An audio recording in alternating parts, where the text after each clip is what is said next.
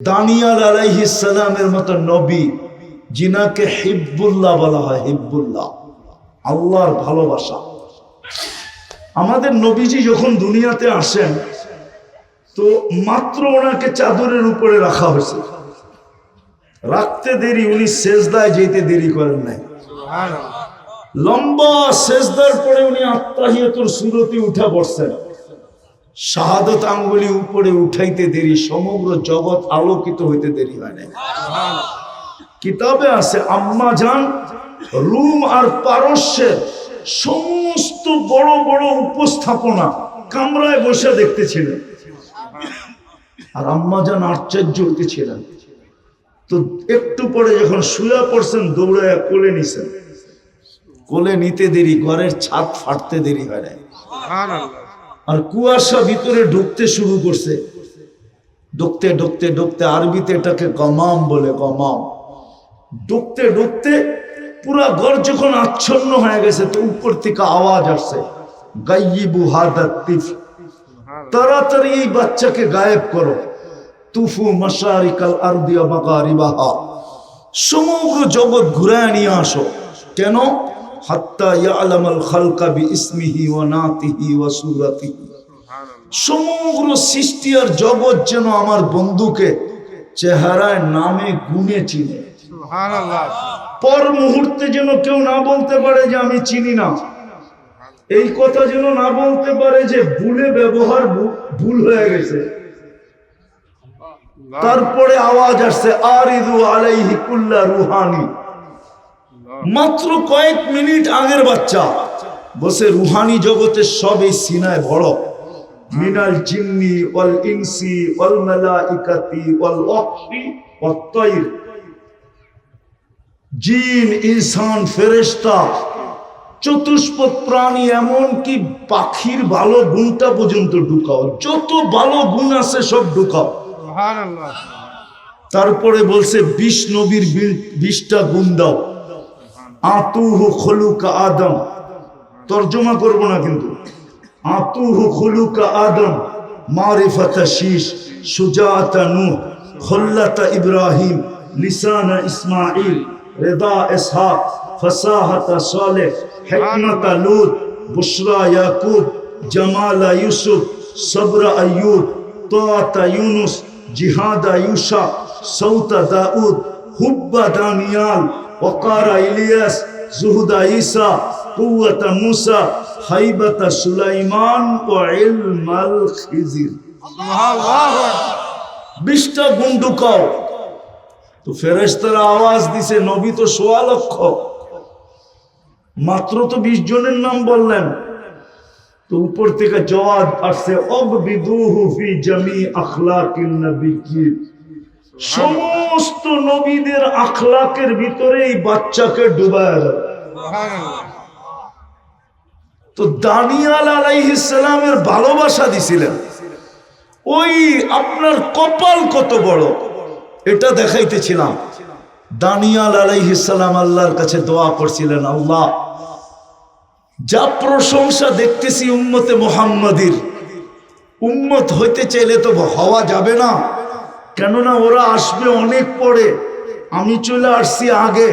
তো আমি একটা দোয়া করি আপনার কাছে, সেটা হলো আমার মৃত্যুর পরে যেন আমাকে সুরক্ষিত রাখা হয়।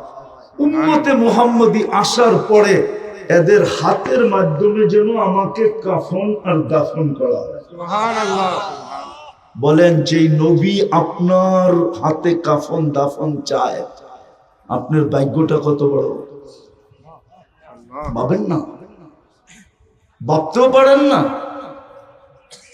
তুলনাও করতে পারেন না, আপনার কপালটা কত বড়। নবী চাইতেছে, নবী। আরেকটা বড় সুনামও, মুসা আলাইহিস সালাম তো ফাতারাদাত তাওরাত, তাওরাত কিতাবকে সরায়া দিয়া বলছে আল্লাহ উম্মত বানায় দেন। সুবহানাল্লাহ। কেন কোরআনও বলে মাসালুহুম ফিত তাওরাত, মুসা আলাইহিস সালাম বলতেছে তাওরাত উল্টাইলেই খালি উম্মতে মুহাম্মাদির গান। সুবহানাল্লাহ। খালি এদের আলোচনা, আমার নবী হওয়া দরকার নাই, উম্মতি বানায় দেন। তা আল্লাহ বলে অনেক আগে চলে আসছো, এটা সম্ভব না। আগেরটা শুনাইলাম না, ওলামারা মানবে না, আগেরটা যদি শুনাই তো মানতে চাইব না। এইবার ভাবেন আপনার কপাল কত বড়। আরো দুই একটা দেখে, আদম আলাইহিস সালাম বলতেছিলেন যে উম্মতে মুহাম্মদীর সাথে আমার চেয়ে কোটি গুণ বেশি ভালোবাসা আল্লাহর। সুবহানাল্লাহ। বলছে প্রমাণ, তা আমার চেয়ে বেশি ভালোবাসা যদি না হইতো, আমি একটা ভুল করতে দেরি কিয়ামতের সকাল পর্যন্ত প্রত্যেক মানুষকে জানায় দিতে দেরি করেন নাই, ডোল পিটায় জানায় দিছে। জিজ্ঞাসা করেন কোরআনে আছে না নাই? কিন্তু উম্মতে মুহাম্মদী সারাদিন গুনাহ করবে, আল্লাহ কাউকে জানতে দিবে না। এই যুবকরা বলুক, ওরা নাচ না গান না এছাড়া সারাদিন যা দেখে নেটের ভিতরে, যদি বাড়িতে মা বাবা জানতো, বুকে হাত দিয়ে বলুক তো জায়গা দিত কি দিত না? হ্যাঁ, একটা দেখায় দিব না, আবার গাড়ি আটকায় দিব, আল্লাহ জানে। একটা দেখাম, দুইজন তিনজন মিলা নাচ দেখতে থাকে। এক সময় একজনে খোঁচা দেয়, দেখছোস জিনিসটা কিরম। ওরা জিনিস কয় না, ওরা মদিয়া কয়, মদিয়া। ওগো কোডওয়ার্ড শুরু হয়েছে কি দিয়া? মদিয়া। হুজুরে মনে হয় বোঝে না, ওরা বুঝছে ম কি। হ্যাঁ, জিনিসটা কি সাথে সাথে গরম হইতে দেরি হয় না। এখন মজা নিবে কি দিয়া? মোবাইলে তো হাত ঢোকে না, কোথায় নাচে এটাও তো জানে না, তো মোবাইলে টাচ করে চুমা দেয়।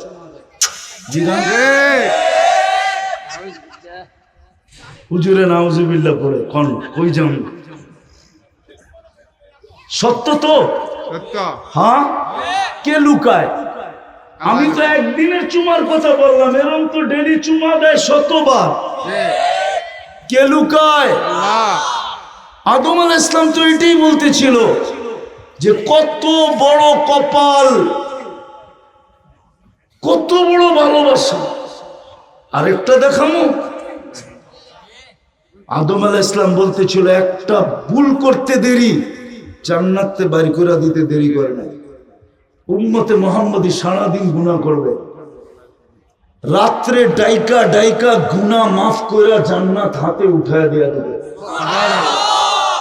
রাতের 3 ভাগের 1 ভাগ অতিবাহিত হলে, বুখারী শরীফে আছে, আল্লাহ প্রথম আকাশে আইসা বলে, হাল মিন মুস্তাগফির ফাগফির আলা, কে আসিস মাপ চাবি? আমি শুধু মাফ করব না, জান্নাতও তোকে দিয়ে দেব। এত বড় কপাল। কিন্তু বলেন আপনার ভিতরে ওই রসুলের আদর্শ কতটুকু? রাগ হয় না, শুধু বলেন মোহাব্বত করি। যদি মোহাব্বতই কাজ চলতো, তাহলে আবু তালেবের কবর তো আমাকে কাঁদাইতো না। আমি তো 100বার কাঁদাইছে আবু তালেবের কবর। আমি আবু তালেবের কবর চিনি, চলেন আমার সাথে, আমি দেখাই দিব। আর যেটা দেখানো সত্য দেখানো, কেননা কোন দিক দিয়ে গেলে আবু তালেবের কবর দেখা যায় ওই রাস্তায় আপনি চিনেন না। আপনি চিনবেন করতে কার পাশে শুয়ে আছে এটাও জানেন না আপনি। খাদিজাতুল কুবরা রাদিয়াল্লাহু তাআলা আনহার পাশে শোয়া। 100বার আমাকে কাঁদাইতো না। আমরা না মুহাম্মদুর রাসূলুল্লাহ চিনি, না আবু তালেব চিনি। আপনি আবু তালেব চিনেন না? আবু তালেব কে? আপনি শুধু জানেন চাচা, তার দুনিয়ার ব্যক্তিত্বের ইতিহাস আপনার কাছে নাই। যাতে দেখলে পারস্য সম্রাট দাঁড়ায় যেত, যাকে দেখলে রুমের সম্রাট সালাম দিত, এত বড় ব্যক্তিত্ব আবু তালেব। হায় হায়, হারায় যাবো আমি ওই দিকে চলে গেলে, কথা আর গুছাইতে পারবো না। ওই কবর আমাকে কাঁদাইতো না। মুহাম্মদুর রাসূলুল্লাহ নিজের হাতে চাচাকে কবরে নামাইছে। আপনি জানেন এই হাতের এই ছোঁয়া কি? হায়, পিঠের ছোঁয়া পাই যদি, সামান্য কয়েকদিনের পিঠের ছোঁয়ায় যদি খেজুর গাছ জান্নাতে যাওয়ার অধিকারী হইতে পারে, তো আবু তালেব তো 44 বছর বুকে রেখা পালছে। 6 বছর 6 মাস বয়সের থেকে নিয়া 50 বছর 6 মাস 10 দিন যেদিন আল্লাহ রসুলের বয়স, ওই দিন আবু তালেব দুনিয়ার থেকে বিদায় নিছে। বুকে রেখা পালছে, বুকে 5 বছর অবরুদ্ধ জীবন কাটাইছে ভাতিজার জন্য। ইতিহাস আমার কথা একমত হবে, মক্কা কেন আরব ভূখণ্ডে কোনো সন্তান জন্ম নেয় নাই, কোন সর্দার জন্ম নেয় নাই আবু তালেবকে 1 মিনিটের জন্য অবরুদ্ধ করবে। যদি করতে পারত তাহলে আব্দুল মুত্তালিবকেই আব্রাহা বাদশাহ অবরুদ্ধ করত। ও পারে নাই, 1 মিনিটের জন্য অবরুদ্ধ করতে পারে নাই। বলছে আমার উট আমাকে ফেরত দে। বলছে ঘর ভাঙতে আসছি, বলে ওটা ঘরের মালিক বুঝবে, আমার উট আমাকে ফেরত দে। আব্রাহা 100 উট ফেরত দিতে বাধ্য হয়েছে। কেন আব্রাহা জানতো যে আমি কার লোকে পাঙ্গা নিতে চলছি, ঘরের লোকে পাঙ্গা নিতে পারবো, এটা ভাইবা ও আসছিল। কিন্তু আবু তালেব, আব্দুল মুত্তালিবের লোকে পাঙ্গা নেওয়ার ক্ষমতা ওর ছিল না। পাঙ্গা বোঝেন? ডাকায়া শব্দ, কিন্তু ও জানতো আবু তালেবের সাথে পারবো না। কেননা ঘরের মালিকের পরিচয় ওর কাছে ছিল না। ও ভাবছে ঘরের মালিক আর কি করবো, আমি তো হাতি নিয়ে আসছি, ঠিক না? পরিচয় ছিল না। আব্দুল মুত্তালিবের পরিচয় ওর কাছে ছিল।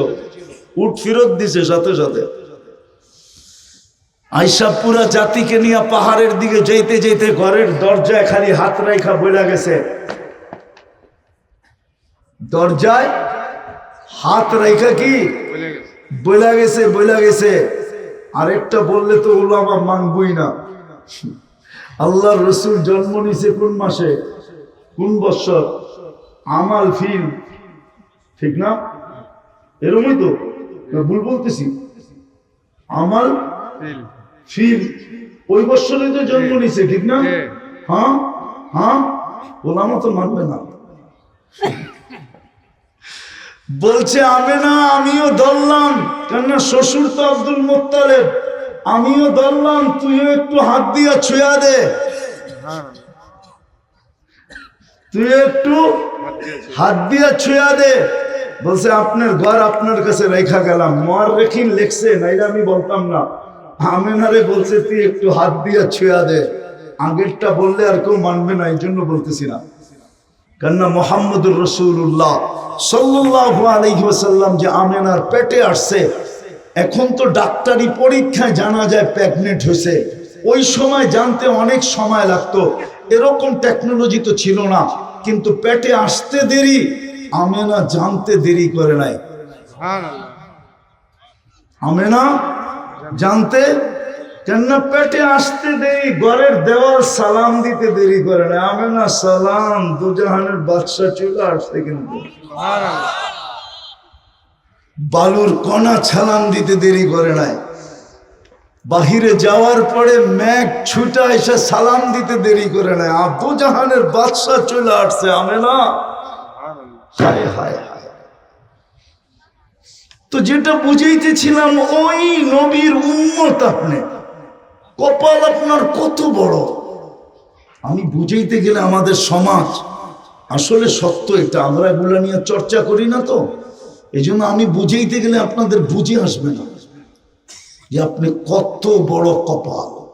কিন্তু আফসোস, সুখিত হইতে চাই, নবীর আদর্শে তো আদর্শবান হতে চাই না। বলি মোহাব্বত করি, দেখাইতেছিলাম আবু তালেবের চেয়ে বেশি, আবু তালেবের চেয়ে বেশি। যতদিন কণ্ঠনালীর থেকে রু আবু তালেবের বাহির হয়ে না গেছে, ওই মুহূর্ত পর্যন্ত আরব ভূখণ্ড মক্কা কোন ব্যক্তির সাহস হয় নাই আল্লাহর রসুলকে শারীরিকভাবে একটা চিমঠি দিয়া কষ্ট দিবে। চিমঠি, পাথরের একটা কণা দিয়া কষ্ট দিবে। কেননা আবু তালেব পাথরের জবাব ইট দিয়া দিবে না, দুনিয়া জানতো। আবু তালেব বলতো তালাশ কর এটা কোন পাহাড়ের থেকে পাথর আসছে, ওই পাহাড় উঠা, তারপরে মার ওর মাথায় আমার ভাতিজাকে কষ্ট। আপনি জানেন না কতটুকু ভালোবাসতেন। বলবেন কলেমা পড়লো না কেন? হেদায়েত তো আল্লাহর হাতে, এই জন্যই তো বেলাল বলছিল ইয়া রাসূলুল্লাহ, ইয়া রাসূলুল্লাহ ওয়ালিল্লাহিল হামদ ইয়া রাসূলুল্লাহ। তো বলতেছে বেলাল এই কথা কেন বললা?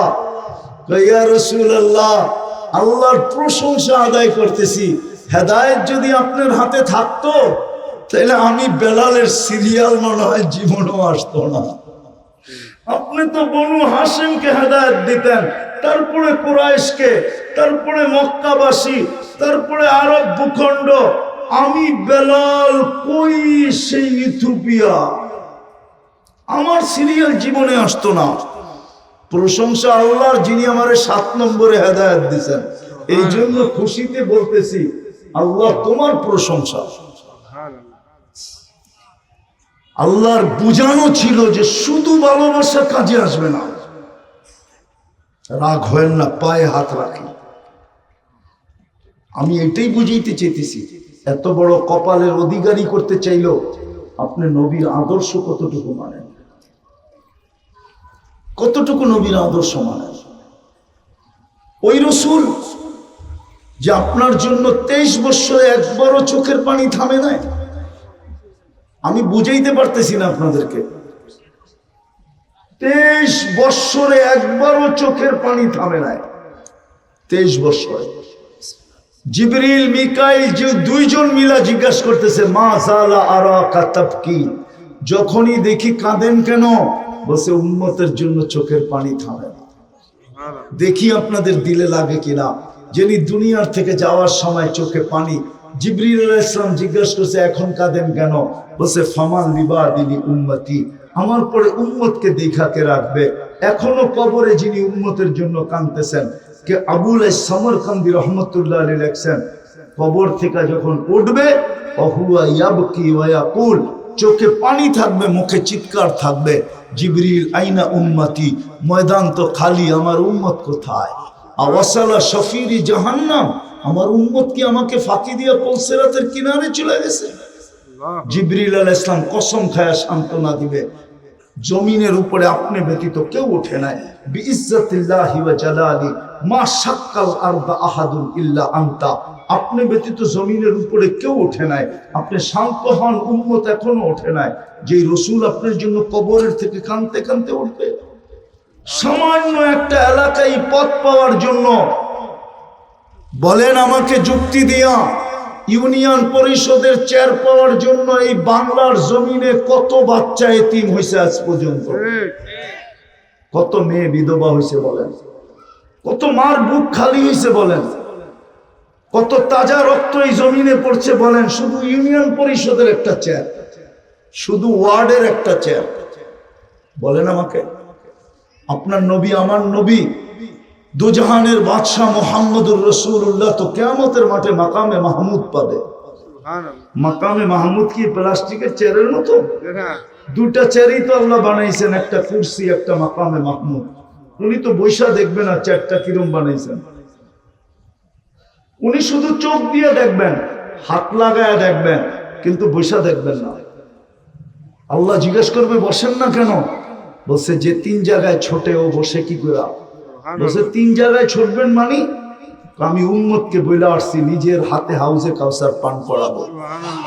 আমি বইলা আসছি আমি অপেক্ষা করব, উম্মত যেন অপেক্ষা করতে না হয়। আমি এখনই ছুটবো হাউজে কাউসারে, পিপাসিত উম্মতকে পানি পান করাবো। ওইখান থেকে ছুটবো মিজানে, যদি পাল্লা না ঝোঁকে আপনার প্রতিশ্রুতিগুলা কাজে লাগাবো তো লাগাবো কোথায়? মিজানের ওইখানে কাজে লাগাবো। আপনি আমাকে প্রতিশ্রুতি দিচ্ছেন সালতুতা, আমি চাইলে নাকি দিবেন, সাফি তু সাফা, আমি সুপারিশ করলে নাকি মঞ্জুর করবেন, লা ইউখসিকা ফি উম্মতিক, আমার উম্মতের ব্যাপারে আপনি আমাকে লজ্জিত করবেন না। আপনি আমাকে আগেই জানায়া দিয়েছেন সাউফা ইউতিকা রাব্বুকা ফাতারদা, আমাকে রাজি করে ছাড়বেন। আমিও বইলা আসছি লান আরদা হাত্তা ইয়াকুনা ওয়াহিদ মিন উম্মতি ফিন নার, আমার একজন উম্মত জাহান্নামে থাকাকালীন আমি আপনার উপরে রাজি হব না। আমি তো মিজানে দৌড়াবো, তারপর আমি পুলসের রাতে দৌড়াবো। কিন্তু আফসোস তো ওইখানেই, রাগ হয়ে যাবেন। হ্যাঁ, আরে রাগ হবেন, বলবো হ্যাঁ, শুধু মোহাব্বত করেন।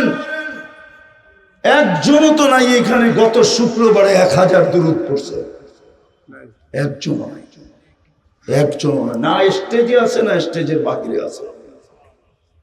কি মোহাব্বত করেন আপনি? বাকিটা তো বাদেই দিলাম। 500 বার পড়ছে এরকম তো নাই, 200 বার পড়ছে এরকম তো নাই, আছে মনে হয় 200 বার 2-1 জন। কোন যুবক বলুক আমি শুক্রবারে 10 বার দুরূদ পড়ছি। আপনার নবী তো আপনার কাছে আবেদন করলো, আপনার কাছে দরখাস্ত করে গেল, আবেদন করে গেল, অনুরোধ করে গেল, হাত পাইতে গেল। সহি হাদিস, প্রসিদ্ধ হাদিস, শুক্রবারে আমার উপরে দুরূদ বেশি বেশি পড়ো। শুধু শুক্রবারে, 6 দিন পারো না, শুক্রবারে পড়ো। আপনি হাউজে কাউসারে দাঁড়াবেন কোন চেহারা নিয়া? শুধু বলবেন মোহাব্বত করি, প্রমাণ কি? কাহিনী মনে উঠলো, কাহিনী খোরাসানে বলে এক ফ্যামিলি আসছে খোরাসানের বাদশার কাছে। বিধবা মহিলা, 8-10টা বাচ্চা নিয়া বলছে আমি আহলে বাইত, আমি খোরাসানের পাশের দেশ থেকে আসছি, শুনছি তুমি বড় দানবীর, বড় ইনসাফকারী, তুমি আমাকে একটু আশ্রয় দাও। তো বলতেছে বোন, এইখানে সবাই নিজেকে সাইয়েদ বলে, আমি কয়জনকে আশ্রয় দিব? তোর কাছে প্রমাণ কি দেখা? তো বলছে আমি বিধবা মেয়ে, প্রমাণ কোত্থেকে পাবো? তো উঠা চলে গেছে। তো আরেকজনে বলছে এখানে একজন অগ্নি পূজক আছে, ও বড় সদয়বান, বড় দানশীল, তুমি ওর কাছে যায় দেখতে পারো যে তোমাকে জায়গা দেয় কিনা। তো যায় অগ্নি পূজকের কাছে যখন বলছে, সে বলছে থাকো আমার এখানে, সব ব্যবস্থা করে দিতেছি। তো খোরাসানের বাতরা রাত্রে স্বপ্নে দেখছে একটা আল্লাহর রসুলকে, আল্লাহর রসুল জান্নাতে এক বিশাল মহলের সামনে দাঁড়ায় আছে, রাজমহলের সামনে। তো জিজ্ঞাসা করছে ইয়া রাসূলুল্লাহ, এই রাজমহল কার? বলছে একজন মুসলমানের। সুবহানাল্লাহ। তো খোরাসানের বাদশা বলতেছে আমিও তো মুসলমান। তুই যে মুসলমান, প্রমাণ দে। তো বলছে ইয়া রাসূলুল্লাহ আমি মুসলমান। বলছে তুই তো দিনের বেলা আমার মেয়ের কাছে প্রমাণ চাইলি, এখন তুইও আমারে প্রমাণ দে, তুই মুসলমান কেমনে? তো আমরা যে ভালোবাসি, প্রমাণ কি? রাগ হয় না, রাগ হয়ে যাবেন? হ্যাঁ, আমি দুনিয়া ঘুরে বলতেছি, রাগ হয়ে যাবেন? হ্যাঁ, আমি এই জন্য বলি, যদি পারতাম বক্সের ভিতরে বইরা একটা নিয়ে আইতে আর চুপে চাপে বাংলাদেশের কোনোখানে বয়ায় দিতে, তাহলে আমার বিশ্বাস আমার ব্যবসা এমন জমা জমতো। আর এক ব্যবসায় এমন 10 নামতো, বাংলাদেশের মানুষ খালি দেখতে থাকতো। যদি পারতাম একটা বক্সে বইয়া আনতে। কেন আমি গিরিশ গেছি, গিরিশের পাদ্রীরা এত বড় দাড়ি, এত বড় বাবরি, গিরিশরা অনেক লম্বা হয়। লোকমান আলাইহিস ইসলামের এলাকা তো গিরিশ, লোকমান আলাইহিস ইসলামের এলাকা কিন্তু গিরিশ। আমি যায় বলতেছি না, সক্রেটিসের বাড়িও গিরিশ। আমি দেখে আসছি আর বাড়ি। এ মুসলমান ছিল, 2টা মসজিদ আছে, একটা তালা দেওয়া, একটা গির্জা, একটা জাদুঘর বানানো। যদিও বলে সক্রেটিস মুসলমান না, মুসলমান সে। তো যেমন লম্বা তেমন লম্বা দাড়ি, বাবরি, কালো জুব্বা পরে, কালো পাগড়ি পরে, টকটকে সুন্দর। আপনাদেরকে আমি ছবি দেখাইতে পারি, আপনার মন গইলা যাবে, আপনি বলবেন নূর আর নূর। কিন্তু খ্রিস্টান, পাদ্রী। আমি প্রথম গেছি 2008-এ, আর প্রথম ইজতেমা হইতেছিল এখানে। অলিম্পিক শুরু হয়েছে 2004-এ, আর প্রথম অলিম্পিক হয়েছে গ্রিসে। ওই স্টেডিয়ামে আমাদের ইজতেমা ছিল, স্টেডিয়াম ভাড়া করা। আমি বড় কাছের থেকে ওদেরকে দেখছি। এই জন্য পোপ সারা দুনিয়ায় যেতে পারে, গ্রিসে যেতে পারে না। কেননা আরবিতে গ্রিসকে বলে ইউনান, ইউনান সভ্যতা এখনো আছে। আর গ্রিসের পাদ্রীরা বলে যে দুনিয়ার অরাজকতার মূল হইল পোপ, এই জন্য পোপ গ্রিসে নিষিদ্ধ। আজ পর্যন্ত কেউ দেখাইতে পারবে না যে পোপ গ্রিসে গেছে, তার গ্রিসে ঢুকা নিষিদ্ধ। তো বলতেছিলাম মেরে দোস্ত, শুধু ভালোবাসা, শুধু ভালোবাসা। আপনি প্রমাণ দিবেন কি দিয়া? আদর্শ ছাড়া। তো যেটা বুঝাইতেছিলাম, মুসলমান ছাপ নাই, কোরআন দিল চুমা নাই, কপাল খুলে দিলেন নবীর উম্মত বানায়া, তারপরেও নবীর আদর্শ নাই।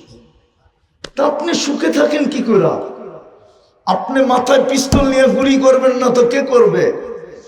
আপনি রশি দিয়া ঘরে ঝুলবেন না তো কে ঝুলবে? আপনার দেশে হিরোইন বিক্রি হবে না তো কোন দেশে বিক্রি হবে? আপনার দেশের যুবকরা বাবা খাবে না তো কোন দেশের যুবকরা বাবা খাবে? আপনার দেশে ডাল খাবে না তো খাবে কি? আপনি আমাকে বুঝান। পেরেশান দেখি তো আত্মহত্যা করে, ঠিক না? পেরেশান দেখি তো বাবার মুরিদ হয়, ঠিক না? বাবার মুরিদ বোঝেন? ইয়া বাহা ইয়া বাহা। নাইলে আপনার সমাজের যুবকরা ডাল খাবে কেন? নবীর আদর্শ থাকলে তো ডাইলের দরকার হয় না। নবীর আদর্শ থাকলে তো ইয়া বাহার দরকার হয় না। নবীর আদর্শ থাকলে তো কিছুরই দরকার হয় না। নবীর আদর্শ থাকলে ঘরে আসবাবেরও দরকার হয় না। আপনি একটা দেখান, আজ পর্যন্ত কোনো রাইটিং, কোন রাইটারের একটা লেখা আপনি আমাকে দেখান দুনিয়ার কোন ভাষায় যে কোনো কলম লিখতে পারছে সাহাবা সুখী ছিল না। কোন রাইটারের কলম থেকে বেরিয়েছে কিনা? হ্যাঁ, ওরা বলবে অশিক্ষিত ছিল মানি, ক্ষুধার্ত ছিল মানি, কাপড় ছিল না মানি, জুতা ছিল না মানি, ঘর ছিল না মানি, দারিদ্র থেকে দারিদ্রতম ছিল মানি, কিন্তু অসুখী ছিল কেউ লিখতে পারবে না। অশিক্ষিত, হ্যাঁ, এই ধারণায় যে আমাদের জেনারেল শিক্ষায় ওনারা কি ছিল না? শিক্ষিত। জেনারেলের অর্থ কি? কি আপনি আমার গৌরব করেন কি কইরা? পিএইচডি কইরা, ওটাও তো জেনারেল, ঠিক না? হ্যাঁ, সাহাবা জেনারেল সাধারণ শিক্ষায় শিক্ষিত হবে কেন? ওনারা অসাধারণ শিক্ষায় শিক্ষিত ছিল। হৃদয়ে অগ্নিগিরিকে ইশারায় আবদ্ধ করতে পারত, টোকা দিয়া ভূমিকম্প দূরভূত করতে পারত, ডাইকা ম্যাগের থেকে বৃষ্টি নামাইতে পারত, পুরান চাক্কিকে ঘুরায়া আটা বাহির করতে পারত, যেখানে পানি উঠান না ওইখান থেকে পানি উঠাইতে পারত, ইশারা দিয়া ম্যাগ সূর্যকে থামাইতে পারত, সমুদ্রের উপরে ঘোড়া চালাইতে পারত, সিংহকে ডাইকা কানে ধরে থাপ্পড় মারতে পারত, সিংহকে ডাইকা উম্মে হারাম বলতো। আমাকে লোকালয়ে পৌঁছায় দে, কয় পিঠে ওঠেন তো উম্মে, আমি চোখে দেখে আসছি এগুলা, যেটা বলছি এগুলো সব আমার চোখে দেখা, ওই জায়গা আমি দেখে আসছি। দেখলে এতটুকু আমার ভিতরে আঘাত করতো না। উম্মে হারাম সিংহের পিঠে চড়ে লোকালয়ে যেতেছে, ওই জায়গা আমি দেখে আসছি। যেই জঙ্গলে উনি সিংহকে ডাইকা লোকালয়ে গেছেন, টিউনেসিয়ার ওই জঙ্গল আমি দেখে আসছি। ওনারা অসাধারণ বিদ্যায় বিদ্বান ছিলেন। আপনি বলবেন তাইলে দুনিয়াটাকে উন্নত করে দিয়া গেল না কেন? ওনারা জানতেন 3 দিনের জীবন, এটাকে সাজাইলি কি লাভ?